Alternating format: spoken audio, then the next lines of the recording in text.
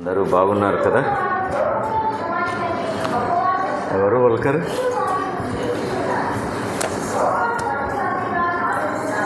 దేవుడి మహాకృప మరి ఒకసారి నేను మీ మధ్యలో నిలవబడటం, సంఘం కూడా నన్ను ప్రేమించి నాకు ఈ అవకాశాన్ని ఇవ్వటం నిజంగానే ఒకంత గర్వంగా ఉంటుంది. ఒకటి ఏంటంటే, రెండు విషయాలు ఉన్నాయి. ఆగస్టు 6వ తారీఖు మా వివాహం, అంటే నాకు వివాహం జరిగి దాంపత్య జీవితంలో ఒక సుదీర్ఘమైనటువంటి ప్రయాణం, అనేక సంవత్సరాల ప్రయాణం. అది ఎంత అంటే 40 సంవత్సరాలు పూర్తి చేసుకున్నాను. ప్రేస్తలాడు 40 సంవత్సరముల దాంపత్య జీవితంలో ఏమీ లేవు తొందరలు, ఒక చిన్న 2-3 ఇబ్బందికరమైనటువంటి పరిస్థితులు మాత్రమే. అంత చక్కని శ్రేష్టమైన సంసార జీవితాన్ని ప్రభు నాకు అనుగ్రహించాడు. అలాగే సెప్టెంబర్ 1వ తారీఖు వస్తే చెప్పినట్లుగా 70 సంవత్సరంలో అడుగు పెడుతూ ఉన్నాను. ఈ మధ్యనే నేను మెట్రోలో వెళ్తూ ఉంటే సీనియర్ సిటిజన్కి ఏర్పాటు చేసినటువంటి స్థలంలో ఇలాంటి యవనస్తులందరూ కూర్చున్నారు. అట్లీస్ట్ నన్ను చూసి కనీసం లేయట్లేదు, నాకు ఆఫర్ కూడా చేయట్లా. సరే, నేనే అడిగాను, బాబు స్థలం ఇస్తారా? అండ్ ఐఎమ్ సీనియర్ సిటిజన్ అని చెప్పాను. ఫస్ట్ వాడు, సీనియర్ సిటిజన్స్ అని అందరూ వస్తే మీకు స్థలాలు ఇవ్వాలా, మరి మేము ఎక్కడ కూర్చోవాలి అన్నాడు. నాకు కొంచెం అర్థమైంది, వీడు నన్ను గుర్తుపట్టట్లేదు, నమ్మట్లేదేమో అనుకొని, బాబు నిజంగానే నేను సీనియర్ సిటిజన్ని, ఇంకోటి కొంచెం ఆయాసంగా ఉంది, కూర్చుంటాను అన్నాను. ఊక అంకుల్, మీరు అబద్ధం చెప్తున్నారు, యు ఆర్ లుకింగ్ లైక్ 40-45 అన్నాడు. ఈ మధ్యనే జరిగింది అది కూడా. ఇది నేను చాలా గర్వంగా చెప్తాను. ఎందుకు అనంటే, అట్టి శ్రేష్టమైనటువంటి ధన్యత ప్రభు నాకు ఇచ్చాడు. ఈ ఘనత ఏదైనా ఉంది అని అంటే అది ఆయనదే.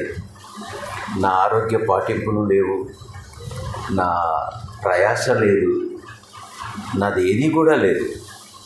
నిజం, నమ్మాలి. ఎందుకు అనంటే, నేను పరిచర్యలో కొనసాగుతూ ఉన్నాను. నా యవ్వన దశలోనే నేను రక్షించబడ్డాను. అందరం ఒకే సంఘం, మా మామగారితోనే ఎదిగాను నేను, సండే స్కూల్ నుంచి కూడా. రక్షించబడిన నాటి నుంచి నా పిలుపులో నేను ఎక్కడా కూడా తప్పిపోలేదు. నా పిలుపు ఏంటి అని అంటే సంఘ పరిచర్య కాదు. నేను ఎక్కడ కూడా ప్రయాసపడలేదు సంఘాన్ని స్థాపించాలని. షాద్నగర్, హైదరాబాద్కు దగ్గరలో నేను షాద్నగర్లో ఉన్నప్పుడు 40 సంవత్సరంలో అక్కడ 2 సంఘాలు ఉండేటివి. నేను సంఘం పెట్టింటే కినా ఈరోజు నా సంఘంలో 1000 మంది ఉండేవారు. కానీ నేను సంఘం పెట్టాలని పరిగెత్తలేదు, ప్రయాసపడలేదు. ప్రభు నాకు ఇచ్చిన పిలుపు ఏంటంటే, సంఘముల మధ్య పరిచర్య, వాక్యాన్ని అందించటం మాత్రమే. నేను కూడా పాడగలను, కానీ పాటలు ఆపేశాను. నంద్యాలలో ప్రభుశంకర్ చర్చిలో చాలా చక్కగా పాటలు పాడేవాడిని. అది కాదు నా పిలుపు అని నేను గ్రహించినప్పుడు, ప్రభు నాకు సెలవిచ్చినప్పుడు ఐ స్టాప్డ్ సింగింగ్. మరి ఏం చేశాను అంటే, ధ్యానం చేయటం మొదలుపెట్టాను. అనేక సంఘాల్లో, మరీ ఎక్కువగా వైజాగ్, కాకినాడ ఇలాంటి ప్రాంతాల్లో ఎక్కువగా దర్శిస్తూ ఉంటాను సంఘాలు. అక్కడ సంఘాల మధ్యలో పరిచయం కొనసాగిస్తున్నాను. హైదరాబాద్లో కూడా అనేక సంఘాల్లో వాక్య పరిచర్య చేస్తూ ఉంటాను. ఇది ప్రభు పిలుపు. ఆ పిలుపును బట్టే నిన్న కూడా డోన్కి వచ్చాను, ఒక కార్యక్రమంలో వాక్యాన్ని అందించడానికి. సరే ఉన్నారు కదా అని ఫోన్ చేస్తే, అన్న రండి అన్నాడు. సో ప్రభు కృపనే ఇది. ఇవేవి కూడా ధన్యతలు నాకుగా నేను సంపాదించుకుంది కాదు. ఎంతమంది నమ్ముతారు? నాకు నిజంగా 70 ఆధార్ కార్డ్ జేబులో పెట్టుకోను. మంచిదండి, వాక్యంలోకి వెళ్దాం. అనుకోకుండా ప్రార్థించినటువంటి ప్రార్థనలు ఎంతమంది విన్నారో నాకు తెలియదు, కానీ ప్రార్థించిన ప్రార్థనలో బల్లలో పాలు పంపుల కొరకు సంఘ సేవకులుగా ఉన్నటువంటి వారు వాక్యాన్ని ప్రకటిస్తూ చెప్పినటువంటి విషయాలు శ్రేష్టమైనటువంటివి కొన్ని ఉన్నాయి. అదేంటి అని అంటే, సంఘ విజ్ఞాపన ప్రార్థనల్లో, సంఘ కృతజ్ఞత ప్రార్థనల్లో కొన్ని విషయాలు వాళ్ళు పలికినటువంటివి. కృతజ్ఞతాస్తుతులు చెల్లించటం, అనారోగ్యంగా ఉన్న వారి కొరకు సంఘము ప్రార్థించటము, అలాగే బలులు అర్పించవలసి వచ్చినప్పుడు కుటుంబమే బలులు అర్పించాలి. అందుకు సాదృశ్యంగా సేవకులు అన్నట్లుగా అబ్రహాము యజమానుడు, పనివారు అనేక మంది ఉన్నారు, కానీ బలి అర్పించే స్థలము వచ్చేంత వరకు అందరూ ఆయనతో ఉన్నారు. ఆ స్థలం నుంచి బలి అర్పించవలసిన స్థలానికి రావలసినప్పుడు ఆయన అందరినీ ఆపివేశారు. ఆపి మరి ఎవరు వెళ్ళారు? అబ్రాహాం. ఇంకా ఎవరు వెళ్ళారు? కొడుకు. కట్టెలు ఎవరు మోశారు? ఎందుకు కదా? ఇది ధర్మము. అలాగే మార్కు సువార్త 5వ అధ్యాయంలో ప్రభువు నాకు ఇచ్చినటువంటి తలంపులు ఈ ఉదయకాలాన అన్నీ ఒకటేగా ఉన్నాయి. నేను అక్కడ కూర్చొని వింటూ ఉన్నప్పుడు, ఆ ప్రార్థనలు వింటూ ఉన్నప్పుడు నాకు అనిపిస్తూ ఉంది, ప్రభువా నీవు నిజంగా ఎంత మహత్కార్యములు చేసే గొప్ప దేవుడవు. ఒకే తలంపులు ఇస్తావా అందరికీ? ఎస్, ఆయన అందరికీ ఒకే తలంపులు ఇస్తాడు. నిజముగా ఆత్మతో సత్యముతో ఆయనను ఆరాధించే వారి బిడ్డల మనస్సుల్లో, హృదయాల్లో, తలంపుల్లో ఒకే మాట ఉంచుతాడు. నమ్ముతారా? ఎస్. మార్కు సువార్త 5వ అధ్యాయంలో మనము కొన్ని విషయాలు చూద్దాం. 41వ వచనాన్ని ఎవరైనా సహాయకరంగా చదవగలిగితే. ఆ చిన్న దాని చెయ్యి పట్టి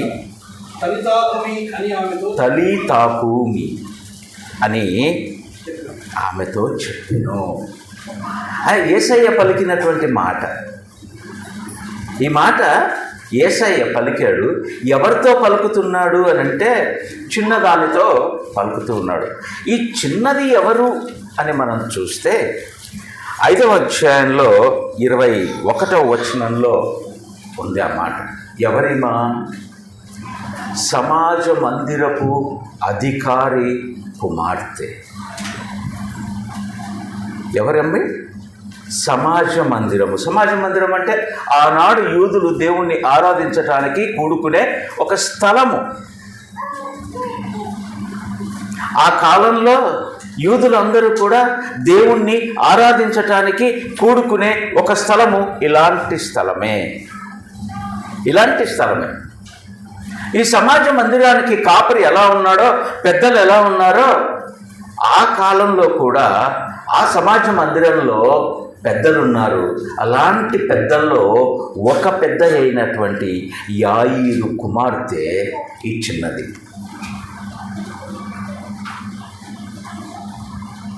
ఏమైంది అని అంటే, ఆ యాయీరే యేసు ప్రభువుల దగ్గరికి వచ్చాడు. ఒకసారి మీరు ఈ స్థలంలో పలికినటువంటి, ఇంతకుముందు పలికిన మాటలు, నేను నా నోటి నుంచి ప్రభువు మీకు అందిస్తున్నటువంటి మాటలు బేరీజు వేసుకుంటే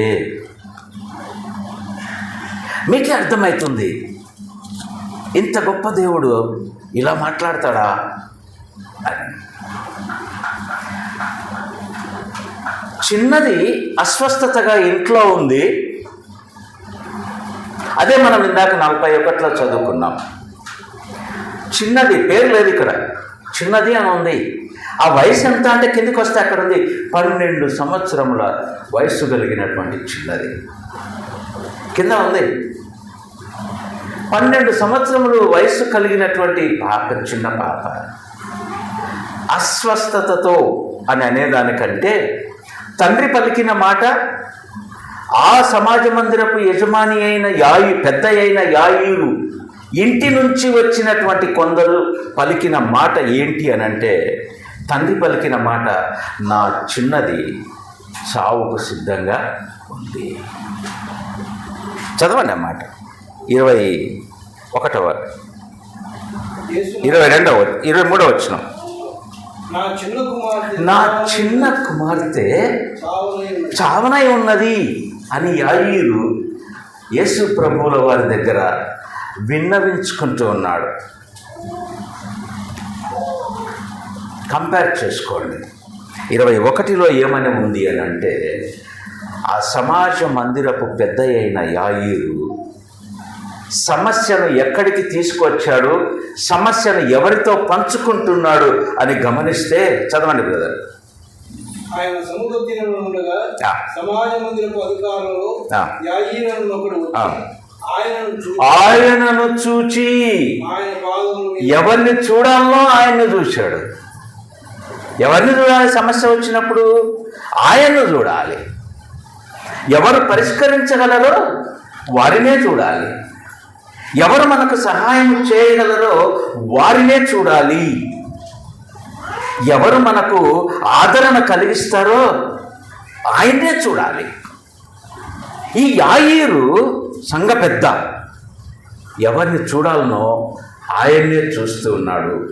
అంత మాత్రమే కాకుండా ఎవరి పాదములు పట్టుకోవాలో, ఎవరి పాదముల దగ్గర విన్నవించుకోవాలో ఆ పాదాలే పట్టుకున్నాడు. ఇంతాక దేవుని దాసులు పలికినట్లుగా, ఎవరు కట్టెలు మోయాలో వారే మోయాలి, ఎవరు విన్నవించుకోవాలో వారే విన్నవించుకోవాలి, ఎవరితో చెప్పుకోవాలో, ఎవరితో మొరపెట్టుకోవాలో వారితోనే మొరపెట్టుకోవాలి. యాయీరు ద్వారా ఈ మధ్యాహ్న కాలంలో ప్రభు మనకు కూడా సెలవిస్తూ ఉన్నాడు. సమస్యలు రావా అంటే వస్తాయి, రావు అని ఆయన చెప్పలా.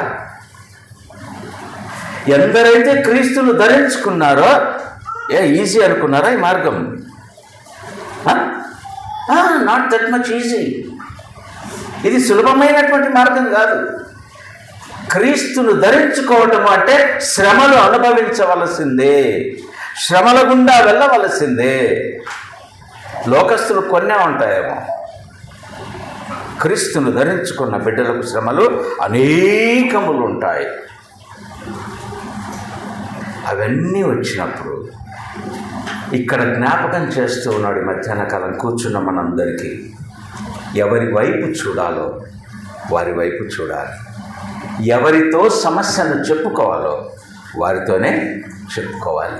దానికి సాదృశ్యంగా సహోదరులు పలికారు, వాక్యం పలుకుతూ ఉంది. ఈ మధ్యాహ్నం యేసయ్య పలుకుతూ ఉన్నాడు. యేసు పాదముల దగ్గరికి మీద పడి ఆయన చెప్పుకుంటూ ఉన్నాడు, నా చిన్న కుమార్తె చావనై ఉన్నది. చనిపోలా,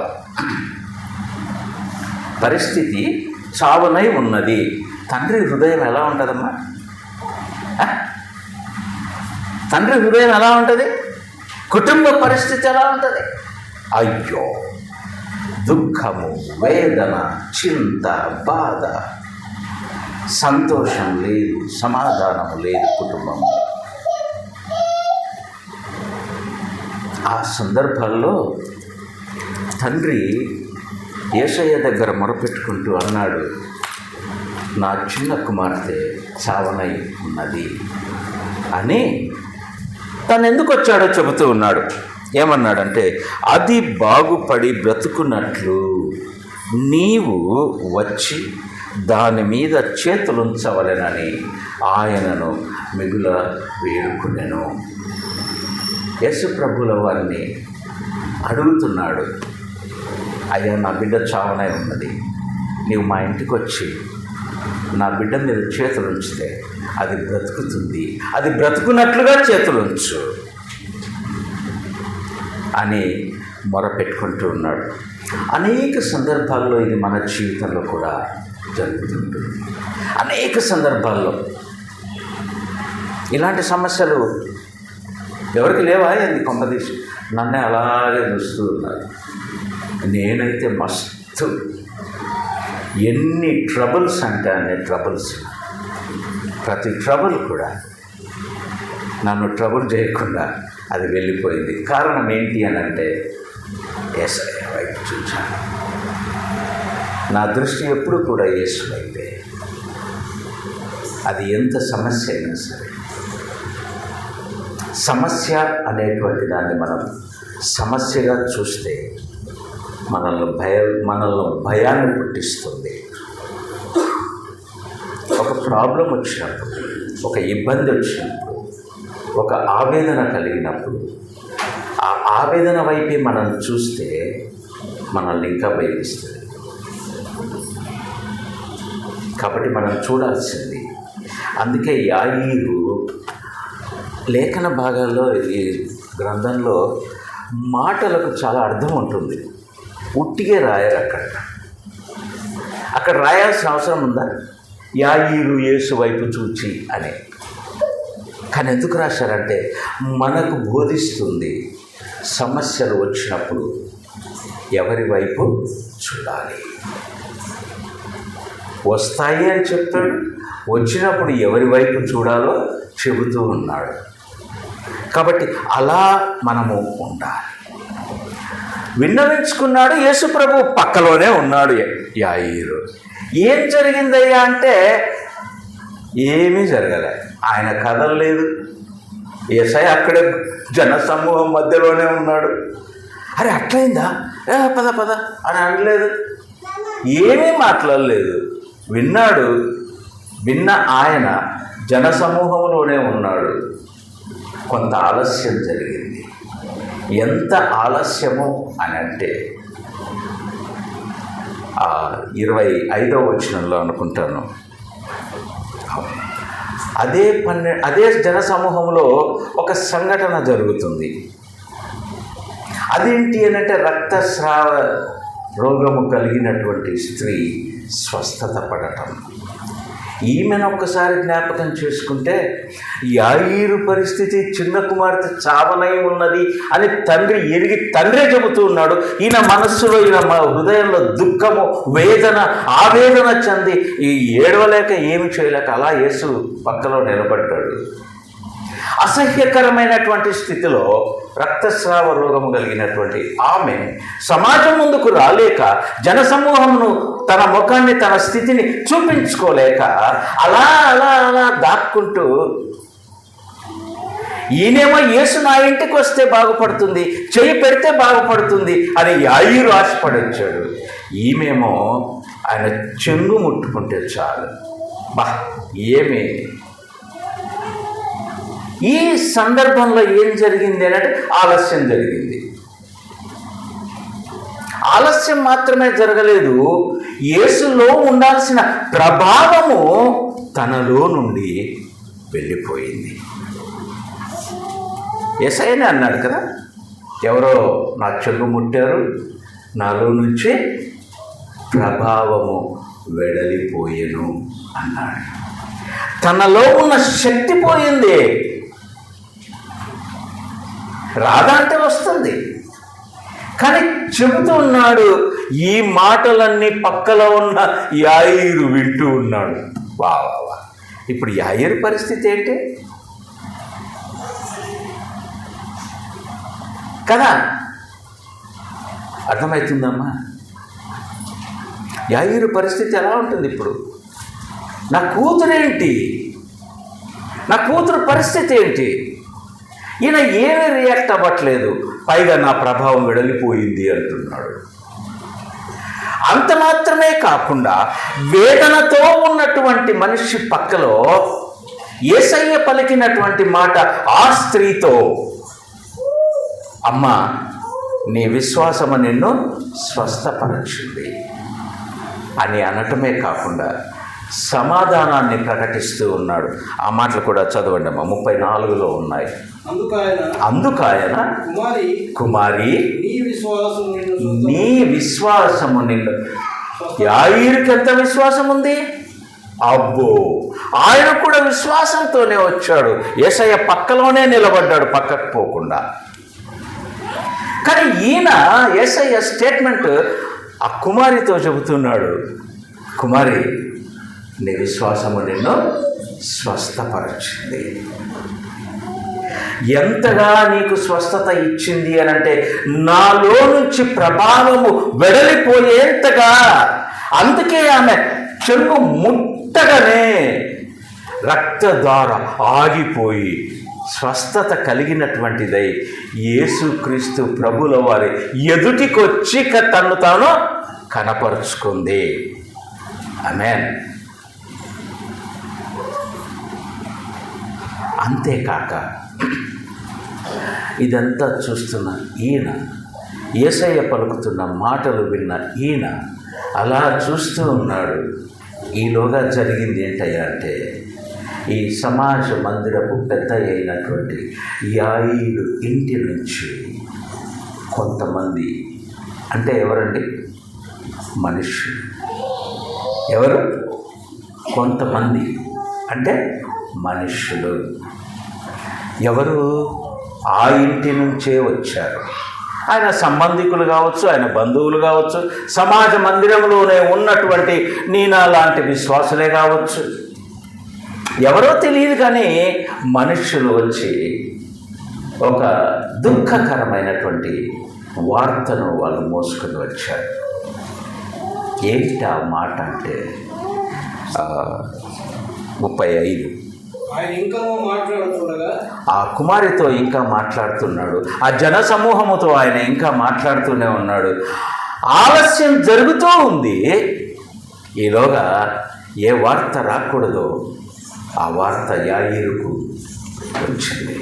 ఏమనంటే, సమాజ మందిరపు అధికారి ఇంటి నుండి కొందరు వచ్చి, నీ కుమార్తె చనిపోయినది.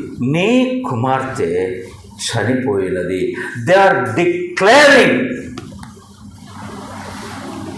ప్రకటించేశారు, తీర్మానం చేసేశారు, నీ కూతురు చనిపోయింది అంటున్నారు. మనుషుల మాటలే చివరి మాటల. చాలా సందర్భాల్లో ఎంతమంది హాస్పిటల్కు అలాంటి సీరియస్ కండిషన్స్లో తీసుకొని వెళ్ళారో,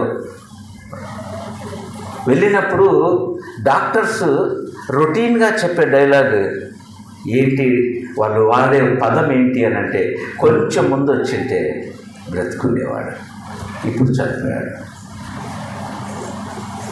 కదా. మన జీవితంలో అనేక సార్లు హాస్పిటల్స్లో ఈ మాట వింటాం. ఒక్క 2 నిమిషాల ముందు వచ్చింటే, ఒక్క 5 నిమిషాల ముందు వచ్చింటే, ఒక 10 నిమిషాల ముందు వచ్చింటే ఆ డాక్టర్ అంటాడు బతికుండేవాడు. ఎవరైనా మనిషి, ఎవరైనా మనిషి. ఆయనే శక్తిమంతుడా? ఆయనే బ్రతికించేవాడా? కాదు. ఇక్కడ కూడా మనుషులు ప్రకటిస్తూ ఉన్నారు, యాయీరుకు చెబుతూ ఉన్నారు, నీ కుమార్తె చనిపోయినది అని చెబుతూ ఉన్నారు. ఎప్పుడు కూడా మనకున్నటువంటి పరిస్థితులను మనము ఇలాంటి మనుషులతో, అంటే ఆ మనుషులు ఇంటి నుంచే వచ్చారు, ఎక్కడి నుంచో రాలా, చూసే వచ్చారు, చనిపోయిందని తెలిసి గ్రహించి వచ్చి చెబుతూ ఉన్నారు. అలాగే మనకు కూడా ఏవైనా ఇబ్బందులు వచ్చినప్పుడు ఇలాంటి మనుషులే మనల్ని వచ్చి, నీ జీవితం ఇంకా అయిపోయిందే, ఇంకేం బాగుపడతావు, అని పరిస్థితులు ఇంతే, ఇంకా నిన్నెవడు బాగు చేస్తాడు, నువ్వు అప్పుల్లో బాగా కూరుకుపోయావు, నిన్నెవడు బయటికి తీసుకొస్తాడు, ఎవరి వల్ల సాధ్యమో కాదు అని పలికేస్తూ మాట్లాడుతూ ఉంటారు. కానీ క్రీస్తునందు ప్రియమైన దేవుని బిడ్డలారా, ఈ మధ్యాహ్న కాలాన దేవుడు సెలవిస్తూ ఉన్నాడు, మనుష్యుల మాటలే ఆఖరి మాటలు కావు, అవే అంతిమం కావు. అంతిమమైన మాటలు చెప్పగలిగిన వాడు ఒకడున్నారు. ఆయనే నీవు నేను మనందరము నమ్మిన నజరేయుడైన యేసు క్రీస్తు ప్రభువుల వారు. చూడండి అక్కడ చదవండి.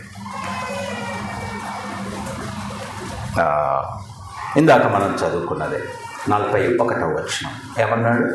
కిందదాన్ని చేయబట్టి కవితాకుమి అని ఆమెతో చెప్పాడు. 36 కూడా చదవండి. యేసు వారు చెప్పిన మాట, యేసు ఈ సమాజ మందిరపు అధికారి అయిన యాయీరు ఇంటి నుంచి వచ్చినటువంటి ఆ మనుష్యులు ఏ మాట అయితే చెప్పారో, ఏ మాట చెప్పారు? నీ కుమార్తె చనిపోయింది. ఆ మాటను లక్ష్య పెట్టక, అందుకే నేను అన్నాను ఇంతవరకు, మనుషుల మాటలను లక్ష్య పెట్టకుండి నీ జీవితం మీద అనేకమైనటువంటి మాటలు పలకొచ్చు, పలకనివ్వండి. కానీ అదే అంతిమము కాదు, అదే తీర్మానం కాదు నీ జీవితానికి, అదే డిసైడ్ కాదు. ఎందుకు అని అంటే పలికింది మనుష్యుల మాటలు ఆఖరివి కావు. ఆ మాటను బలపరుస్తూనే యేసుక్రీస్తు ప్రభువుల వారు వారి మాటలను లక్ష్య పెట్టక యాయీరు వైపు చూచి, యాయీరు ఏ రీతిగా అయితే యేసు వైపు చూచి నా కుమార్తె చావనై ఉన్నది అని సెలవిచ్చాడో, అదే యాయీరు వైపు యేసు చూచి భయపడకుమై, ఆమేన్, ఏమన్నాడండి? భయపడకు. ఒక చక్కని శ్రేష్టమైన వాగ్దానాన్ని యేసుక్రీస్తు ప్రభువుల వారే యాయీరుతో అన్నాడు. వా, ఈ మధ్యాహ్నం మనతో కూడా ఆ మాట అంటూ ఉన్నాడు. సమస్య వచ్చిందా? రానివ్వండి. బాధలు ఉన్నాయా? ఉండనివ్వండి. చింతలో ఉన్నావా? పర్వాలేదు. ఎందుకు, ఎప్పుడు, ఎలా అంటే యేసు వైపు చూస్తే ఇవేవి సమస్యలు కాదు. ఇవేవి కూడా సమస్యలు కావు. ఇవేవి కూడా నిన్ను కృంగదీసేవి కావు. ఇవేవి కూడా నిన్ను అతపాతాళానికి తొక్కేవి కావు. ఎందుకు అనంటే వాగ్దానం ఇచ్చిన దేవుడు ఎంతైనా నమ్మదగిన దేవుడు. ఎంత నమ్ముతావు? ఎంత నమ్ముతావా? నమ్ము, అంత నమ్మదగిన దేవుడు. ఇంతే నమ్ముతావా? అంతే నమ్ము, అంతే నమ్మదగిన దేవుడు. అందుకే అన్నాడు, ఆవగింజంత విశ్వాసం అంటే. అందుకే సిలువలో ఉన్నాడు, నేను నిన్ను ఇంతగా ప్రేమించాను, నేను అందుకే 2 చూపించాను. ఇంత నమ్ముతావా నన్ను? ఇంత దేవుణ్ణే. ఇంతే నమ్ముతావా? ఇంత దేవుడు. ఎంత నువ్వు చేయవలసింది ఒకటే, నమ్ము. భయపడకుండా నమ్ము. భయం ఏం చేస్తుందంటే నిన్ను భయపిస్తుంది. భయం ఏమంటుంది అని అంటే ఇంతే నీ బతుకంటుంది. భయం ఏం చేస్తుంది అంటే ఇదిగో నీ కూతురు చనిపోయింది అని భయపిస్తుంది. భయం ఏం చేస్తుందంటే, అదే శిష్యులు యేసుక్రీస్తు ప్రభువుల వారు పడవలో వెళ్తూ ఉన్నప్పుడు 12 మంది శిష్యులు ఉన్నారు. యేసయ్యతో ఉన్నాడు, యేసయ్య పడవలోనే ఉన్నాడు. ఏం జరిగింది? అబ్బో తుఫాను వచ్చేసింది. శిష్యులందరూ, వీళ్ళు మనుషులే కదా, కానీ ఎరగలేదా అంటే అన్నీ తెలుసు. కానాను వివాహంలో నీళ్లు పోసింది ఎవరు? బాణల్లో నువ్వు నేనా? ఎవరు? అమ్మ పలకండిరా. కానాను వివాహంలో 6 రాతి బాణాలను నీళ్లతో నింపింది ఎవరు? నువ్వే. ఎవరు? ప్రజల గుడ్. ఎవరమ్మా పోసింది? ఎవరో ఒకరు గట్టిగా చెప్పేసేయండి అమ్మా. శిష్యులే. యేసయ్య శిష్యులతో చెప్పాడు.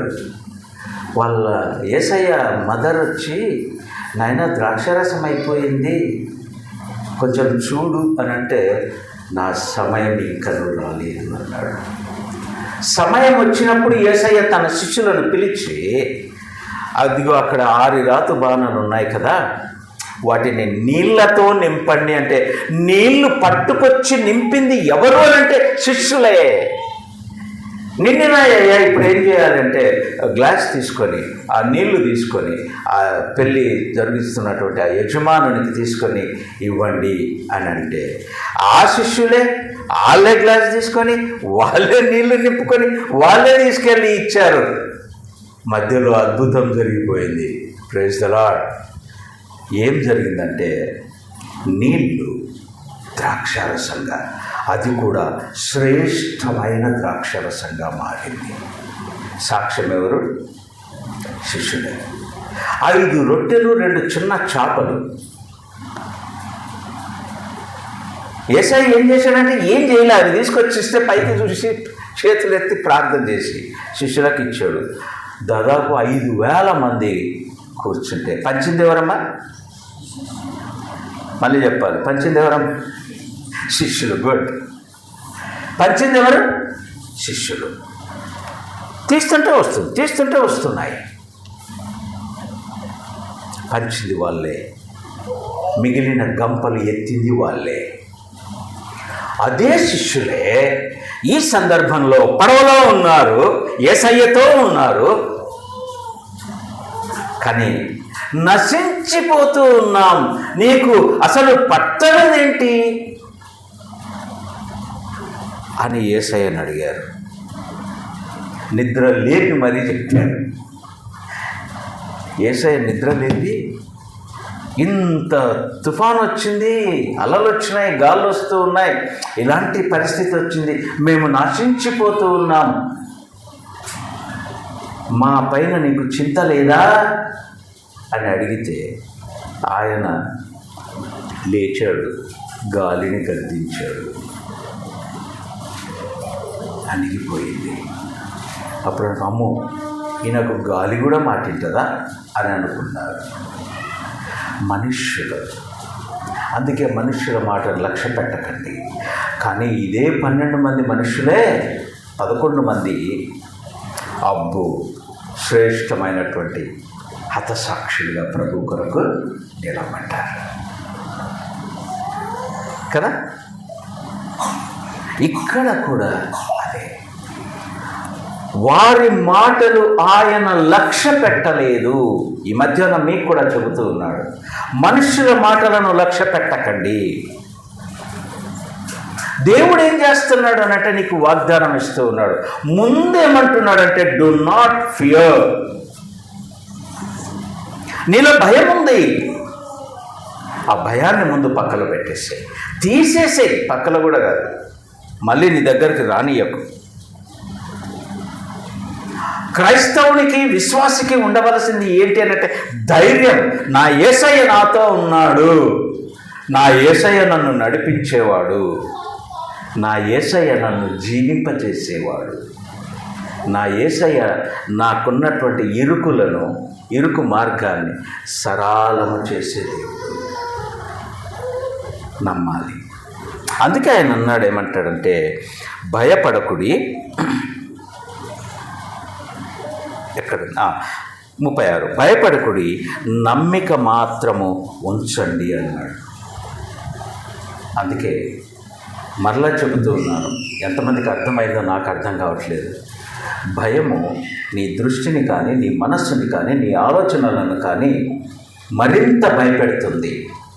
నీ బ్రతుకు అయిపోయింది అంటుంది. కానీ యేసయ్య అంటాడు, నీ బ్రతుకు అయిపోలేదు, నీ కొరకు ఒక మంచి మార్గాన్ని నేను సిద్ధపరిచాను అని వాగ్దానం చేయలేవు. భయం అంటుంది, నువ్వు ఒంటరిగా ఉన్నావు, నువ్వేం చేస్తావు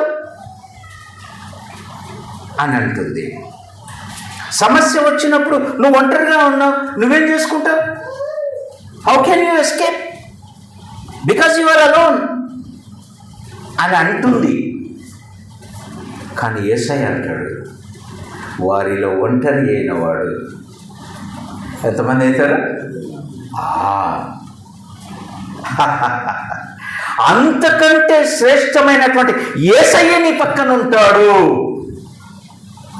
మనుషులు అక్కర్లేదు నీకు. దయచేసి మనుషులను లక్ష్య పెట్టకండి, మనుషుల వైపు చూడకండి. సమస్య వచ్చినప్పుడు చూడాల్సింది ఒకరినే, నమ్మాల్సింది ఒకరినే. అందుకే ఆయన అన్నాడు, భయపడకుడి, నమ్మిక మాత్రం ఉంచండి. అదే ఉంది అక్కడ. విశ్వాసం మాత్రమే ఉంచుకోండి, ఇంకేం ఉంచుకోకండి. కలిగి ఉండవలసింది ఇదే. కాబట్టి ఈ మధ్యాహ్న కాలంలో ప్రభు మనకు వాగ్దానం ఇస్తున్నాడు. అసాధ్యమైనటువంటిది మోషే నడిపిస్తూ ఉంటే, అరణ్య మార్గంలో వెళ్తూ ఉండగా ఇశ్రాయేలు ప్రజలందరి మోషే మీద తిరుగుబాటు చేసి, ఆకలితో చంపడానికా ఇక్కడికి తీసుకొచ్చావు మమ్మల్ని, ఆడోజు అవ్వకుంటిమా అని అన్నారు. అరణ్యంలో అంతమందికి ఆహారం ఎట్లా చేస్తాడమ్మా? ఎప్పుడన్నా దీని గురించి ఆలోచించారా? ఆకలితోనే ఉండిపోయారా వాళ్ళు? నో, వారి ఆకలిని తీర్చాడు దేవుడు. ఎలా తీర్చాడు అనుకుంటున్నారు అమ్మా? కాకుల చేత. కాకులు దానికి అది ఆశపోదు. ఎక్కడ ఏ వాసన తగిలినా అది ఇష్టపడి తినేస్తుంది.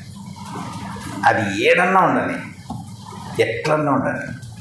అలాంటి ఆ తిండిపోతులంతా, అంత తిండిపోతులైనటువంటి కాకు ముక్కుకు ముక్క ఇచ్చి, take care, you just drop that there అని అన్నాడు.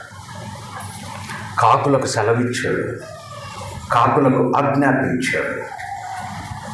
అవి కనీసం దాని వైపు కూడా చూడకుండా అలా ముక్కులో పట్టుకొని అలా దేవుని ప్రజల మధ్యలో, ఇశ్రాయేలీల మధ్యలో పడేసి వెళ్ళిపోయాయి. అసాధ్యమైంది. కానీ యేసయ్యకు మాత్రం సాధ్యం, దేవునికి మాత్రమే సాధ్యం. మోషేను కర్ర చాపమన్నాడు. ఏమ్మా సముద్రం, నేను కూడా అంట పోదాం సముద్రం దగ్గర పోదాం. నేను అంటాను నీతో, అమ్మా నీకు ఒక కర్ర ఇచ్చిన కదా, అది తీసి చాపండి. చెప్తావా? నా దిక్కు ఇలా చూస్తాను, పిచ్చి పట్టిందా నీకు అంటాడు. ఎస్. కానీ మోషే నమ్మాడు. అంత పెద్ద సముద్రంకు ఈ చిన్న కర్ర పట్టుకొని చాపితే అసాధ్యమైనటువంటి కార్యము దేవుడు ఆశ్చర్యకరంగా మార్చి మార్గమును సరళము చేసి వారి పాదములకు బురద తగలకుండా ఆరిన పొడి నేలన వాళ్ళను నడిపించేంత అసాధ్యుడు నీవు నన్ను నమ్మిన మన దేవుడు. నమ్మాలంటే ఆ మాటనే ఆయన అన్నాడు, నమ్ముట నీ వలననైతే. ఇక్కడ కూడా ఆయన అన్నాడు, భయపడకుమి, నమ్మిక మాత్రము ఉంచుము అన్నాడు. మరి ఒకటి ఇంటికి వచ్చేసరి అనే చెప్పిన ఆయన యాయీరును తీసుకొని, యాయీరుతో పాటుగా ముగ్గురు శిష్యులు, ఎప్పుడు ఆయన ముగ్గురునే పిలుచుకుంటాడు. 12 మంది ఉంటారు, కానీ ఈ ముగ్గురునే తీసుకుంటాడు. ఆ ముగ్గురు, అందులో నీవు ఉంటే ఎంత శ్రేష్టం. ఆ పేర్లు చదవండి ఒకసారి. ఎవరెవరు?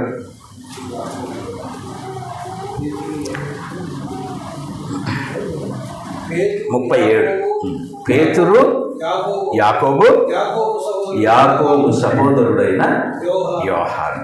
ఈ ముగ్గురిని, యాయీరును వెంట పెట్టుకొని ఆయన యాయీరు ఇంటికి వచ్చాడు. యాయీరు ఇంటికి వచ్చేసరికి పరిస్థితి ఏంటమ్మా అంటే, ఏంటి పరిస్థితి? కిందికి చదవండి బ్రదర్.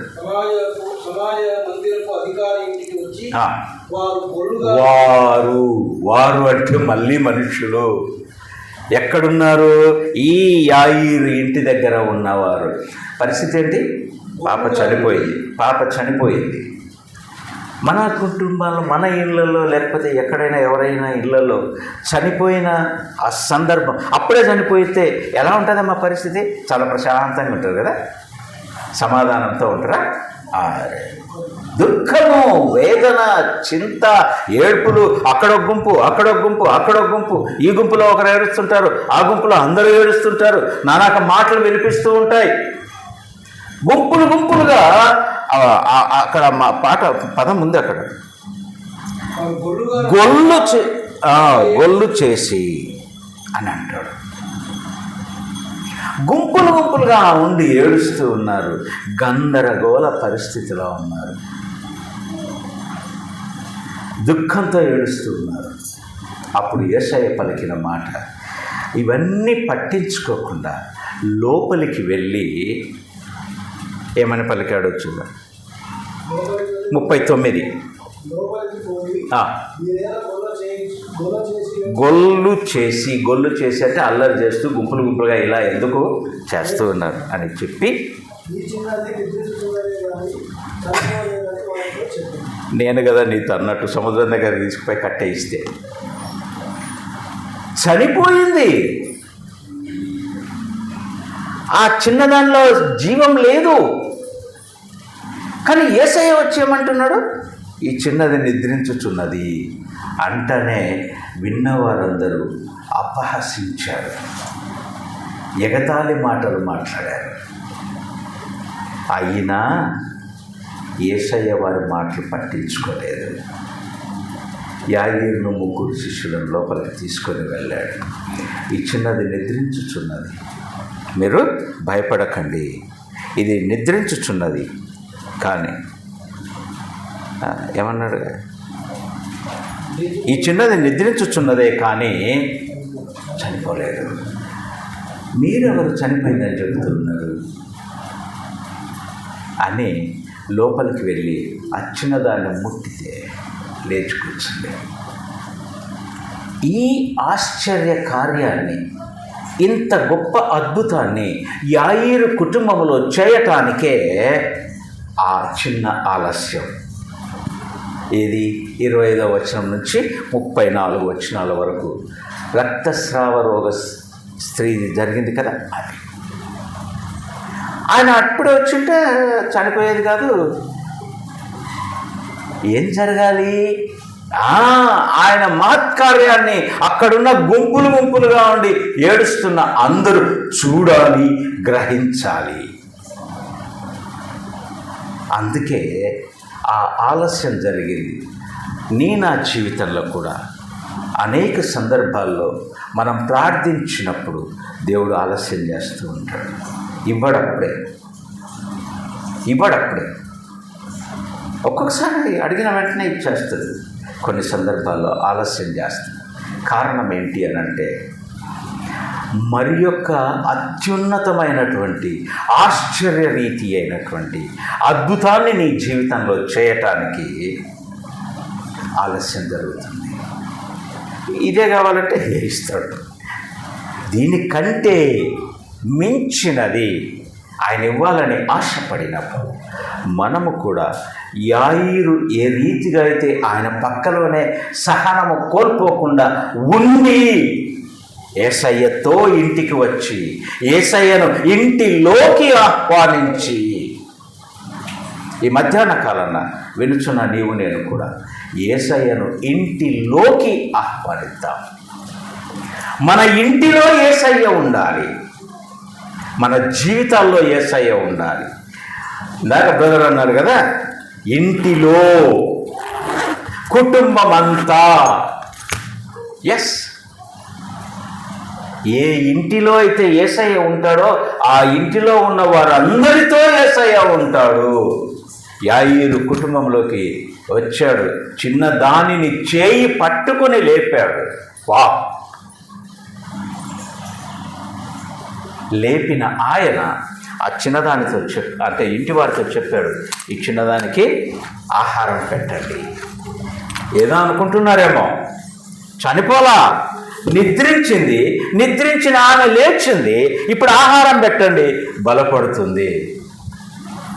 మన శోధనలో ఉన్నప్పుడు కూడా, మనము పడిపోయిన స్థితిలో ఉన్న ఆయన స్థిరపరచి నిలబెట్టి ఆహారాన్నిచ్చి బలపరచి తన కొరకు జీవింప చేసుకునే దేవుడు మన దేవుడు. కానీ ఒకటే, యాయీరు ఏ రీతిగా అయితే అలాగే నిలవబడి అన్నీ చూస్తూ యేసయ్య వస్తే చాలు అని అనుకున్నాడో, కూతురు చనిపోయింది అని చెప్పినా కూడా యేసయ్య వాగ్దానాన్ని గట్టిగా పట్టుకున్నాడు. భయపడకు, మీ నమ్మిక మాత్రం ఉంచు, నమ్మిక మాత్రం ఉంచు, నువ్వేం చేసక్కర్లేదు, ఫాలో మీ. ఆయనే అద్భుతాలు చేస్తాడు. అట్టి అద్భుతాలు దేవుడు మన జీవితంలో కూడా, మన కుటుంబాల్లో కూడా జరిగించునుగాక. ఆమేన్. Thank you.